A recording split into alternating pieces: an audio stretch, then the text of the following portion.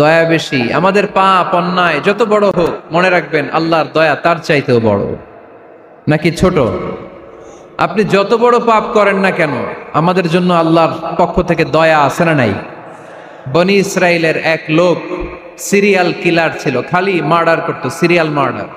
একটা, দুইটা, তিনটা, 10টা, 5টা করতে করতে করতে করতে 99টা মার্ডার করেছে।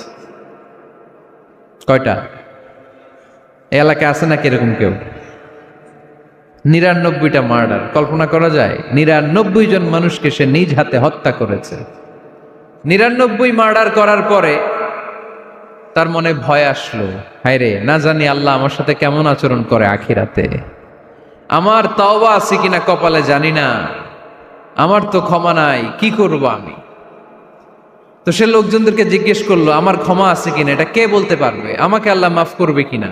তারা সবাই বললো, এই এলাকায় এক আল্লাহর ওলি আছে, তার কাছে যাও। সে আল্লাহর ওলির কাছে যেয়ে বলে, ও আল্লাহর ওলি, আমি 99টা হত্যা করেছি, 99টা মার্ডার, আমার কপালে ক্ষমা আছে কিনা তুমি একটু বলো। আল্লাহর ওলি কই, কি বললা? 99টা মার্ডার? হায় হায়, সর্বনাশ, তোর কোনো ক্ষমা নাই। এবার যে মার্ডার করছো কয়, আমার যেহেতু ক্ষমা নাই, তোরে বাঁচায় রেখে লাভ কি, তোরেও দিলাম শেষ করে। এবার সেঞ্চুরি করে ফেলাইছে। কথা বুঝতেছেন? আমার যেহেতু ক্ষমা নাই, তো তোরে বাঁচায় রেখে কি লাভ, তোরেও শেষ করে দিলাম। এবার সেঞ্চুরি। সেঞ্চুরি করার পরেও ভয় আছে না নাই অন্তরে? অন্তরে তো আল্লাহর ভয়। কই যাবে? খুঁজতে লাগলো কে সমাধান দিতে পারবে। একজন বলল, ওই এলাকায় একজন বড় আলেম আছে, ওই আলেমের কাছে যা। সে আলেমের কাছে যেয়ে বলে, আলেম, আমি 99টা হত্যা করেছি, এখন আমার বড্ড ভয় হয়, আল্লাহ আমারে মাফ করবে কিনা, তুমি একটু আমারে বলো।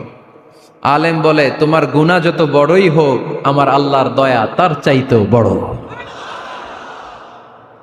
তুমি কি পাপ করেছো, কি অন্যায় করেছো তুমি? তুমি জানো না আমার রব কত মেহেরবান, তিনি কত দয়ালু, তিনি ভালোবাসার আধার, তিনি করুণার আধার। তোমার পাপ অন্যায় যদি হয় খালের পানির সমান, বিলের পানির সমান, আমার আল্লাহর দয়া সাগরের পানির সমান। তোমার পাপ আর অন্যায় যদি হয় পাহাড়ের সমান, আমার আল্লাহর ভালোবাসার দয়া হচ্ছে আকাশের সমান। তুমি যদি তওবার মতো তওবা করতে পারো, ক্ষমার মতো ক্ষমা চাইতে পারো, চোখের পানি ছেড়ে, চোখের পানির বড় দাম, চোখের পানির মধ্যে বিশাল কারিশমা, এটা আল্লাহ খুব পছন্দ করে। 2 ফোঁটা পানি আল্লাহ পছন্দ করে। এক, জেহাদের ময়দানে শহীদের গা বেয়ে ঝরে পড়া রক্তের ফোঁটা। 2 হচ্ছে অনুতপ্ত বান্দার চোখের পানির ফোঁটা। বান্দা যখন অনুতপ্ত হয়ে চোখের পানি ছেড়ে কাঁদে, তার চোখের পানি চোখ বেয়ে, নাকের ডগা বেয়ে মাটিতে পড়ার আগেই ওই অনুতপ্ত বান্দার সব গুনাহ আল্লাহ মাফ করে দেয়। সে জিজ্ঞেস করলো, আমার ক্ষমা আছে কিনা? আলেম বলে, আছে, ক্ষমা আছে। তওবার মতো তওবা কর, তাওবাতান নাসুহা, তওবার মতো তওবা করলে আল্লাহ ঠিকই মাফ করবে। সে এতটাই অনুতপ্ত হলো, এতটাই, সে আল্লাহর কাছে ক্ষমা চাইতে শুরু করলো। আলেম পরামর্শ দিল, তুমি যে এলাকায় থাকো এলাকাটা ভালো না, এলাকাটা ছাড়ো, এখানে সব ডাকাতদের এলাকা, তুমি একটা ভালো এলাকায় যাও, ওখানে যে তওবা করে ভালো মানুষ হয়ে যাও। সে নিয়ত করে কাপড় চোপড় গুছিয়ে ভালো এলাকায় যাবে। ঘর থেকে বেরোয়ার সাথে সাথেই মালাকুল মাউত চলে আসছে, তার রুহু কবজ করে ফেলছে। এখন রুহু কে নিয়ে যাবে? ফাজাআত মালাইকাতুর রাহমা ওয়া মালাইকাতুল আযাব। রহমতের ফেরেশতারাও আসছে, আযাবের ফেরেশতারাও আসছে। রহমতের ফেরেশতারা বলে, না না, সে তওবার নিয়ত করেছে, যদিও তওবা করতে পারে নাই, যদিও ভালো এলাকায় যেতে পারে নাই, তওবার নিয়ত করেছে, অনুতপ্ত হয়েছে, ক্ষমা চাওয়ার চিন্তা করেছে, আমরা তার রুহু নিয়ে ইল্লিনে রেখে দেব। আযাবের ফেরেশতারা বলে, না না, 99টা হত্যা করার পরে আরো একটা হত্যা করে সেঞ্চুরি করেছে, এখনো তো ভালোভাবে তওবা করতে পারে নাই, তার রুহুটা নিয়ে আমরা সিজ্জিনের ভেতরে ঢুকায়ে দেব। 2 দল ফেরেশতার মারামারি, এ বলে আমরা নিব, এ বলে আমরা নিব, ঝগড়া আছে না নাই? আল্লাহ বললেন, রাখো রাখো, ঝগড়ার দরকার নেই। এক কাজ করো, যেখানে মারা গিয়েছে ওইখান থেকে ফিতা দিয়ে মাপতে শুরু করো। ভালো এলাকাটা যদি কাছে হয়, জান্নাতের ফেরেশতারা নেবে, খারাপ এলাকা যদি কাছে হয় জাহান্নামের ফেরেশতারা নেবে। খারাপ এলাকা তো একেবারেই কাছে, ঘর থেকে বের হওয়ার সাথে সাথে মৃত্যু হয়েছে, আর ভালো এলাকা তো অনেক দূর। আল্লাহ জামিনটারে আদেশ দিলেন, জামিন এই অনুতপ্ত বান্দার জন্য তুই ভালো এলাকাটা কাছে চলে আয়, ভালো এলাকাটার জামিনটা তুই সংকুচিত হয়ে যা। যদিও ঘর থেকে বের হয়েছে একেবারে কাছে, খারাপ এলাকা হাজার হাজার মাইল দূরে চলে যা। ফিতা দিয়ে মাপ দিয়ে দেখে সর্বনাশ, ভালো এলাকাটা তো একেবারেই কাছে, খারাপ এলাকাটা অনেক দূরে। আল্লাহর ফয়সালা অনুযায়ী রহমতের ফেরেশতারা তার রূহকে নিয়ে জান্নাতের ভেতরে ঢুকিয়ে দিয়েছে। 99টা হত্যা করার পরে আরো একটা হত্যা করে সেঞ্চুরি, 100টা খুন করছে। আপনি কয়টা করছেন? আমি কয়টা করছি? তো 100টা খুন করে যদি ও মাফ পেতে পারে আমার আল্লাহর কাছ থেকে, আমরা কি ক্ষমা পেতে পারি না? ওর পাপের কাছে আমাদের পাপ কি? কয় ওয়াক্ত নামাজ ছাড়ছেন আপনি? কয়টা মিথ্যা কথা বলছেন? কতবার ঘুষ খাইছেন? কত টাকা সুদে লাগাইছেন? কত অন্যায় করছেন? কত জুলুম করেছেন? মনে রাখবেন, আপনার পাপ, আপনার অন্যায়, আপনার জুলুম যত বড় হোক না কেন, আমার আল্লাহর দয়া তার চাইতেও বড়। এজন্য আল্লাহ নিজের পরিচয় দিয়ে বললেন, আর রহমান আল্লামাল কুরআন খালাকাল ইনসান আল্লামাহুল বায়ান। আমি রহমান, আমি দয়ার সাগর। আমি কি? আল্লাহ তুমি দয়ার সাগর, রহমানুর রহিম। তোমার দয়ায় পূর্ণ আমার সারা নিশিদিন, তোমার দয়ায় পূর্ণ আমার সারা নিশিদিন। আলহামদুলিল্লাহ পড়েন। তাহলে বুঝতে পারলাম আমার আল্লাহর দয়ার কোনো শেষ আছে? চিল্লায় বলতে হবে আছে। কয়শো টুকরা?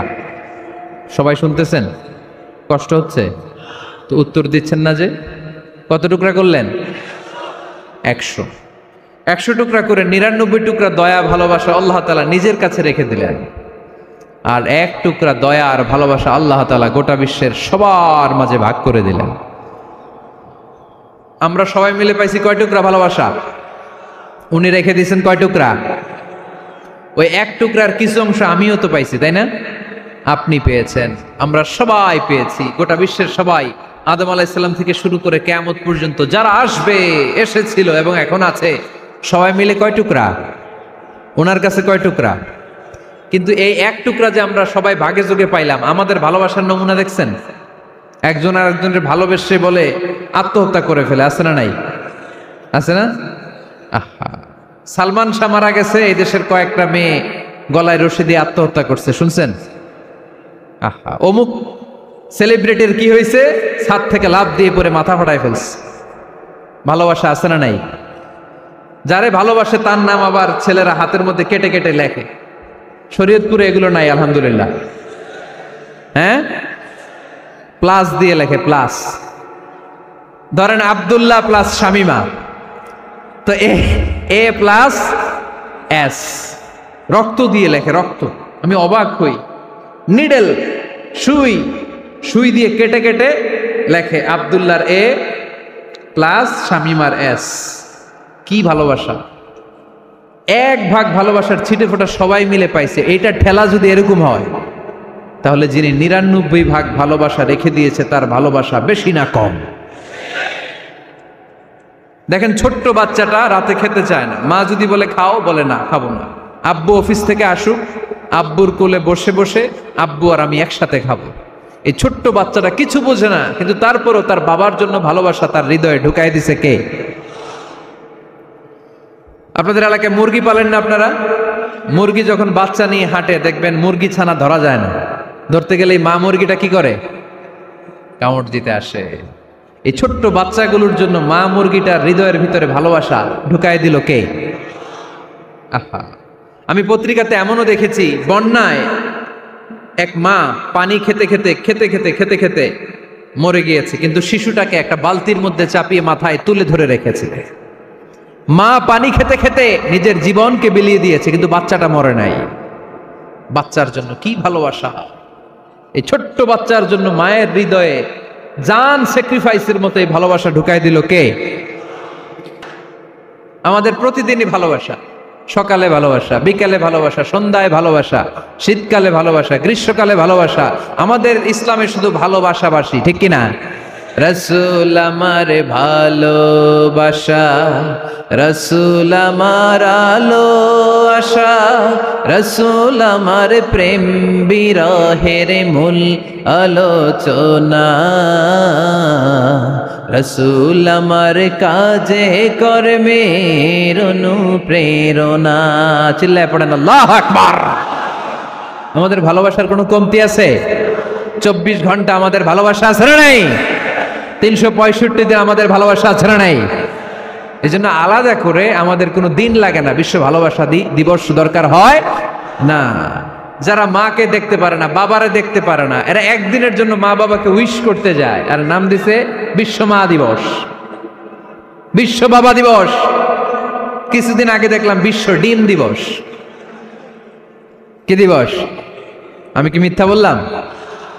ছিল একটা বিশ্ব ডিম দিবস। কিছুদিন পরে বানাবে বিশ্ব বাঁশ দিবস, যে যারে বাঁশ দিতে পারে। এরপর একটা বানাইছে শুনলাম বিশ্ব চিন্তা দিবস। তো এটা কি দিবস? কয় এই দিন আমরা সবাই মিলে চিন্তা করি যে আসলে আমাদের কি চিন্তা করা দরকার, আছে না নাই? তো এই যে ওরা বিশ্ব মা দিবস, international mother day, international father day, মা দিবস, বাবা দিবস বছরে একবার ওল্ড হোমে রেখে আসে, বৃদ্ধাশ্রমে।